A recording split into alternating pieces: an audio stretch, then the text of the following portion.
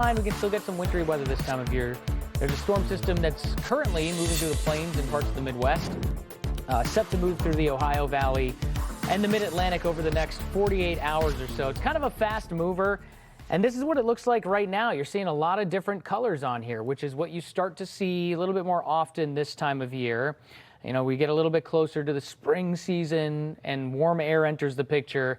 And weird things happen to storm systems once there's some warm air around, depending on which direction it's moving in. So in this case, we've got an Arctic high. Let me actually zoom out on this a little bit.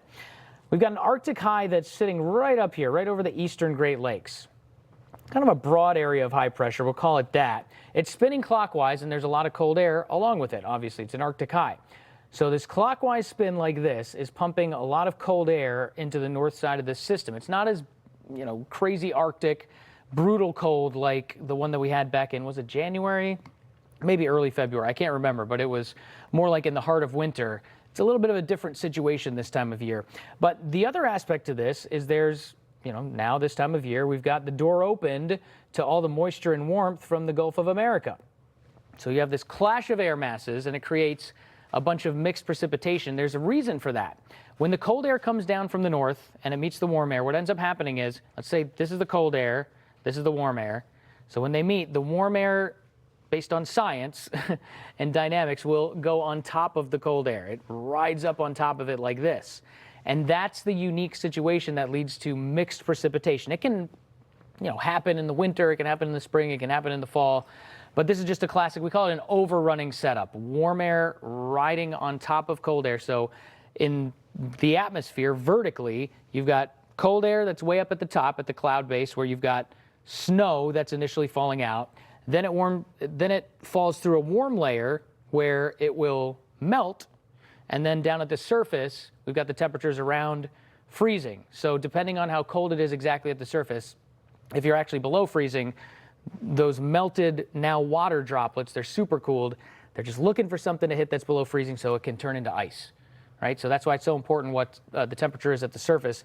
Kind of a mixed bag of reports around the Kansas City area over the last few hours. Basically the idea that some spots are reporting rain, few spots are reporting freezing rain, where the temperature is at freezing. And generally the temperatures are like 32 to 34-ish right now. They'll go down over the next few hours. And then you get farther up toward the north, and we just have some straight up snow. Actually, on the northeast side of Kansas City, we've had a few reports of some snow also. So really, it's a mixed bag of everything, but it's a fast-moving storm system, and we're not expecting really widespread, major impacts from this by any means. Winter weather advisories are out, generally along the Ohio River.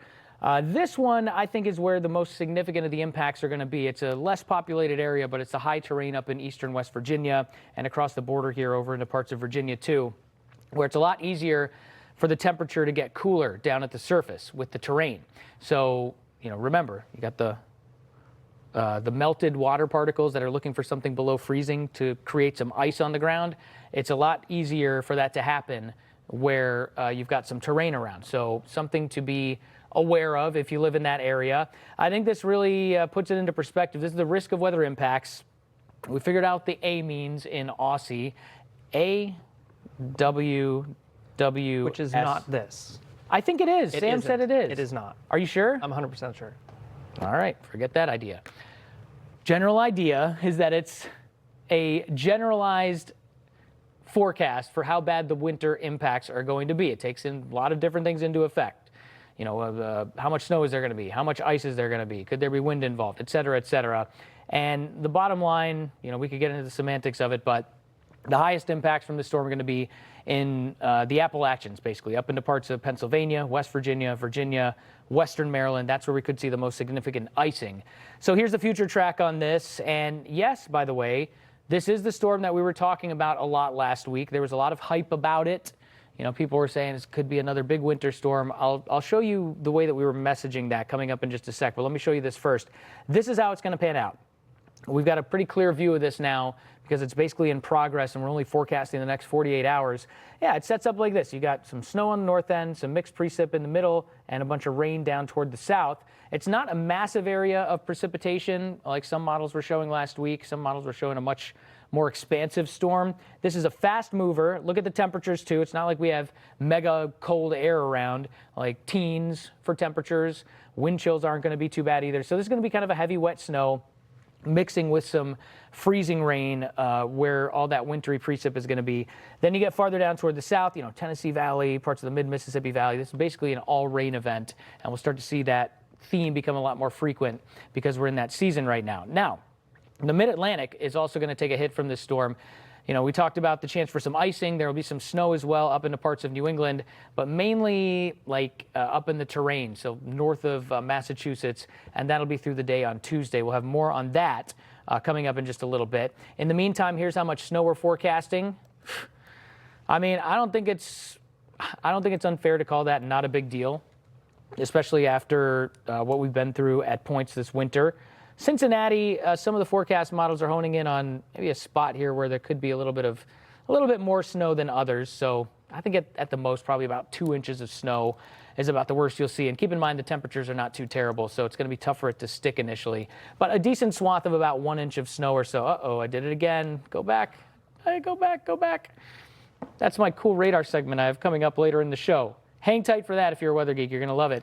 What I want to do now is talk about messaging, because when you look at the way that this storm is panning out, the overall theme is, for the most part, apart from some very isolated areas up in high terrain, it's not going to be that big of a deal. And I try to keep my finger on the pulse. My wife is always asking me like a week in advance, hey, I've heard about this big storm that's coming next week. And I'm just always like, we can't forecast stuff out 6 to 7 days. Where are you seeing this stuff? So it's so important where you get your information from. And I don't want this to come across too much like, oh, we're patting ourselves on the back. It's a little bit of that, because I do call myself out when I screw up sometimes. So keep that in mind.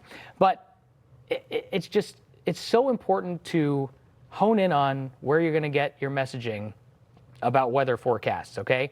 This is how we were curating our forecast message. This was a clip from Wednesday, a couple different clips from Wednesday, a few days ago. Listen in. You look at the different forecast models, and there are a lot of different things that could happen at this point. There's a possibility that this storm doesn't end up as a big deal at all. That's totally within the realm of possibility right now. But keep in mind here, we're not taking this as gospel yet, because this whole thing of snow, it could end up a little bit farther toward the north. It could be much smaller. It could be like that. It could weaken a lot as it moves into the northeast. So again, I'm gonna use the same word I've been using over the last day or two, which is I want to just give you the general flavor of the shape of the storm, what it's going to look like, who possibly could see some impacts from it. That was the GFS. This is the European model right now. This is what it looks like. And again, look, much smaller swath of snow right here. So this is why you don't look at like individual forecast model runs like this far out. There's a lot that can happen. We could totally not have much wintry precip at all. And there's your snow forecast, and that's what can happen. It's taking a gamble when you're putting out confident forecasts that far in advance. And to be fair, I think, a lot of people, I love that we have weather enthusiasts. I'm totally not against that, and I strongly support the right of anybody to communicate however they want to. But I think part of that is it needs to be called out when some people are doing it a little bit too early. I'm not all for the AMS is trying to put out seals, broadcasting seals of approval for digital people. I'm not a huge fan of that idea. I know there are differing opinions within the business, but anyway, that's that. Let me show you what this is going to do over in the mid-Atlantic, phase 2 of the storm on Tuesday. So this is the probability of 3 inches or more of snow, and you can see for the most part the highest probabilities of that, which are only around 40%, are going to be up in the high terrain, up in parts of New England, upstate New York. So we'll run you through the forecast model on this too. Oh, by the way, this is 6+ inches of snow. The chances that we could see that, it's about 10%. So we're probably not going to have a big storm out of this. But here it is. This is the part of the storm that I'm the most concerned about, kind of this mid-Atlantic area where we could see some ice, as there's a bit of a changeover here late Monday night into early Tuesday morning. Tuesday morning commute, if you live in places like D.C., anywhere in the surrounding area in like Virginia, West Virginia, upstate Pennsylvania, even parts of New Jersey could see a little bit of freezing rain. Now, the total's not going to be that much. You remember the big ice storm that we had, what was it, a couple of months ago? That was 1 inch of ice accumulation, which is completely crippling. You get the power out for weeks, etc. This is more of like, it's going to be a little bit of a glaze of ice. But the problem with ice is it doesn't take much to create a lot of problems on the roads. So I don't think we're going to see power outages or anything like that. It's just be careful on your Tuesday morning commute. That's really the takeaway from this whole thing. Here's how much snow we're forecasting. Again, this is very terrain-based.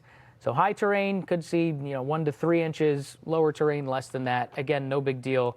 But this could be a big deal, where we could see maybe up to a 1/4 inch of ice, especially up in the beautiful, by the way, the beautiful mountains of eastern West Virginia and